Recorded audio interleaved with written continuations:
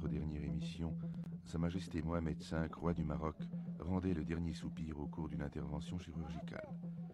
Continent sans visa s'est rendu à Rabat pour les fêtes de l'Aïd es-Séguir, marquant la fin du Ramadan, car cet événement important de la vie musulmane revêtait une acuité particulière. Le jeune roi Hassan II, solennellement intronisé au palais du Riyad le 3 mars dernier, présidait à cette occasion la première grande cérémonie religieuse de son règne au milieu de son peuple. La grandeur, la force et le prestige, s'ils ne sont pas fondés sur le peuple, sont appelés à disparaître, a-t-il déclaré. Mais qui est ce peuple? Une foule grouillante dans les médinas, les bidonvilles et les douars, 80% d'analphabètes, beaucoup de miséreux, de chômeurs, de malades. Ce peuple pourtant est gai, vif, accueillant, généreux.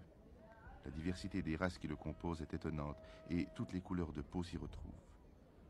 Jeudi 16 mars, 2 jours avant la fin du Ramadan.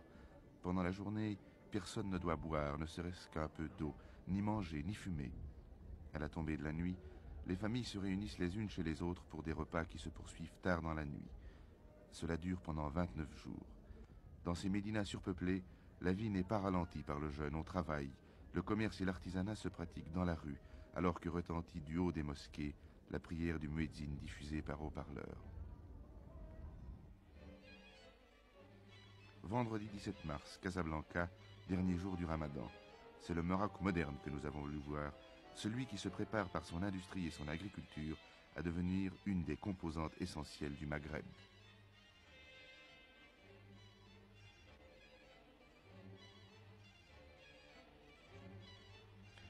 Ces usines ont été construites après l'accession du pays à l'indépendance.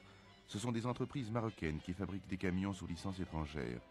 Le personnel est exclusivement marocain à tous les échelons.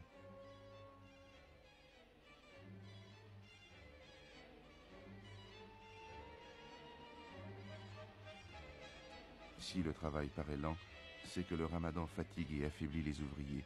Beaucoup d'ailleurs sont absents, à tel point même que certaines usines comme celle-ci ont décidé que les vacances se prendraient pendant le Ramadan. Cette industrie automobile représente une des nouvelles richesses du Maroc. Dans la région de Casablanca seulement, plusieurs usines sont en construction. À côté des textiles, des phosphates et bientôt des raffineries de pétrole de Mohamedia par exemple, l'agriculture représente la presque totalité des ressources du Maroc.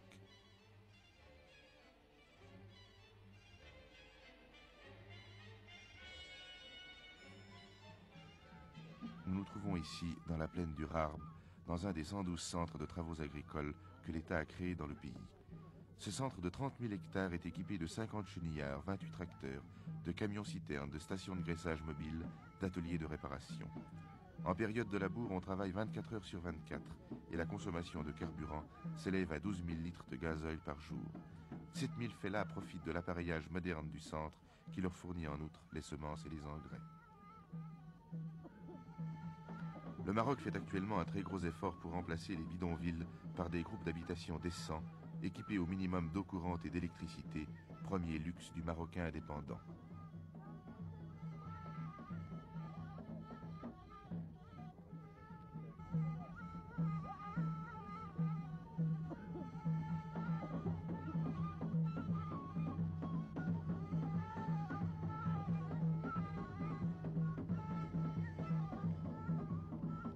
Pour faire tomber le taux incroyable d'analphabétisme, le gouvernement édifie ces écoles qui, puisqu'elles sont encore rares, sont toutes modèles.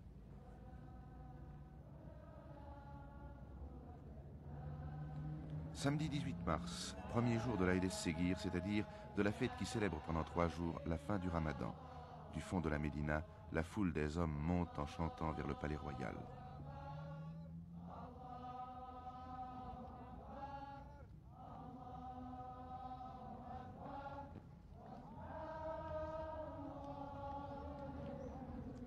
Aux portes de ce palais, sur la Msala, ils vont prier en compagnie de leur roi, qui pour la première fois de son règne va se montrer et se mêler à son peuple.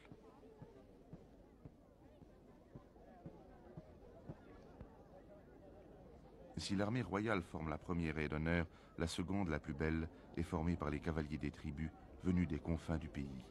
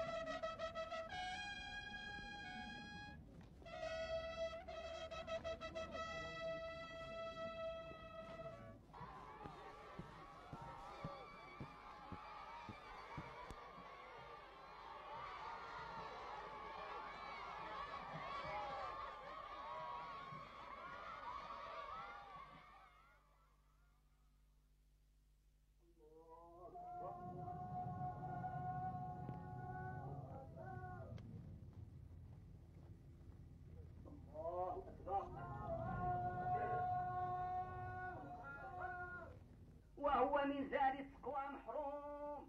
والله تعالى يقول وتزودوا فإن خير الزاد التقوى.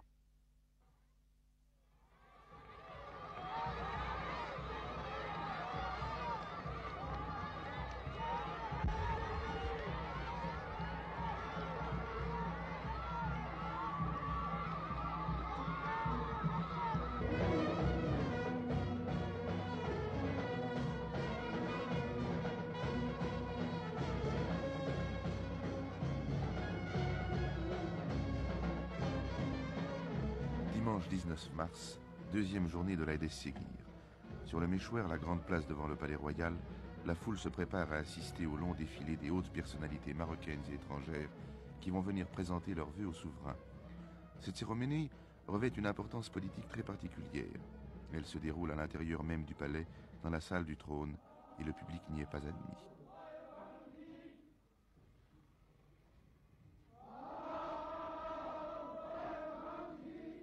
Selon un protocole sévère et complexe, le roi reçoit d'abord les membres de la famille royale, les membres du Conseil constitutionnel, les délégations des différents ministères, des préfectures, des provinces, des conseils communaux et municipaux et les officiers de l'état-major du royaume. C'est là que nous assisterons à la réconciliation officielle entre le roi et M. Driss Mamdi, ministre des Affaires étrangères, leader de l'UNFP, qui est le principal parti de l'opposition de gauche.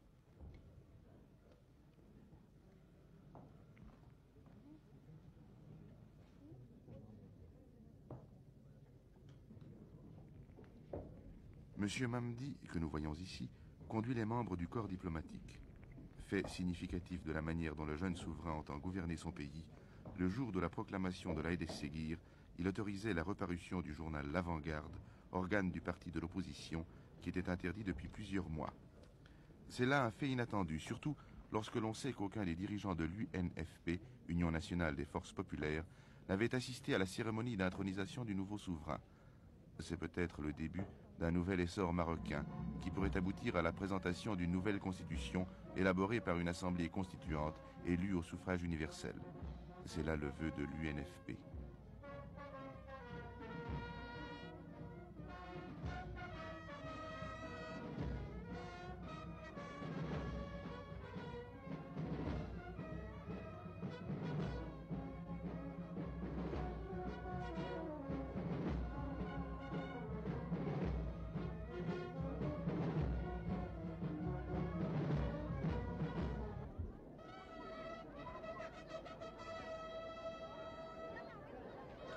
Lundi 20 mars, dernier jour de l'Aïd es-Séguir, le roi se rend sur le Méchouar pour recevoir les témoignages d'allégeance des chefs des tribus et des gouverneurs des provinces.